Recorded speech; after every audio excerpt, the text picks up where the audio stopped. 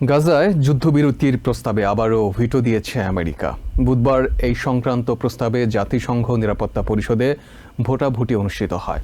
জাতিসংঘে আমেরিকার রাষ্ট্রদূত ডরোথি সেই অভিযোগ করেন, এই প্রস্তাবে হামাসকে নিরস্ত্র করা এবং গাজা থেকে বিতাড়িত করার কথা উল্লেখ নেই।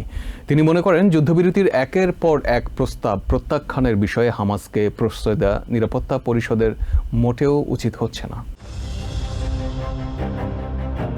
নিরাপত্তা পরিষদে গাজায় যুদ্ধবিরতি কার্যকরের প্রস্তাবে ভিটো দিয়েছে আমেরিকা। বুধবার একমাত্র স্থায়ী সদস্য হিসেবে এই প্রস্তাবের বিপক্ষে ভোট দেয়ায় প্রস্তাবটি গৃহীত হয়নি।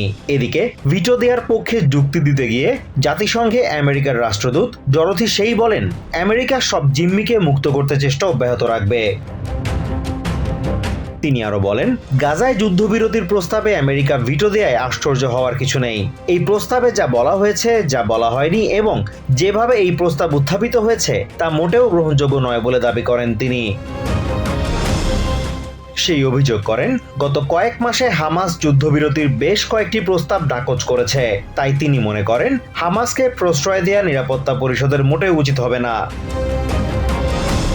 হামাসকে তিরস্কার করে না এবং হামাসকে নিরস্ত্র করে গাজা থেকে বিতাড়নের কথা বলে না, এমন কোনো প্রস্তাবে আমেরিকা সমর্থন দেবে না বলেও জানান তিনি। জাতিসংঘ হামাসকে এখনো সন্ত্রাসী সংগঠন আখ্যা দিয়ে নিষিদ্ধ করেনি, এই ব্যাপারটিকে অযৌক্তিক আখ্যা দিয়েছেন তিনি। অন্যদিকে গাজায় ইসরায়েলি হামলার তীব্রতা বেড়ে যাওয়ায় বৃহস্পতিবার পর্যন্ত সেখানে খাবার বিতরণ কার্যক্রম স্থগিত করেছে গাজা হিউম্যানিটেরিয়ান ফাউন্ডেশন। গাজার 4টি স্থানে খাবার বিতরণ করলেও সংস্থাটির এই কার্যক্রমকে প্রত্যাখ্যান করেছে জাতিসংঘ। তাদের অভিযোগ, আমেরিকা ও ইসরায়েলের স্বার্থ হাসিলে কাজ করছে গাজা হিউম্যানিটেরিয়ান ফাউন্ডেশন। গাজার স্বাস্থ্য মন্ত্রণালয় জানিয়েছে, এই আমেরিকান সংস্থাটি ত্রাণ বিতরণ শুরুর পর থেকেই ত্রাণ বিতরণ কেন্দ্রের বাইরে হামলায় বহু হতাহতের ঘটনা ঘটেছে। অন্যদিকে জাতিসংঘ হুঁশিয়ার করে বলেছে, ত্রাণ বিতরণ কেন্দ্রের বাইরে হামলা যুদ্ধাপরাধ হিসেবে বিবেচিত হতে পারে।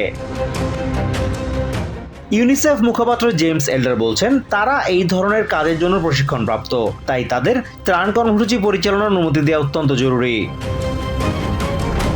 Azimur Rashid Kanak, TVN 24 news desk.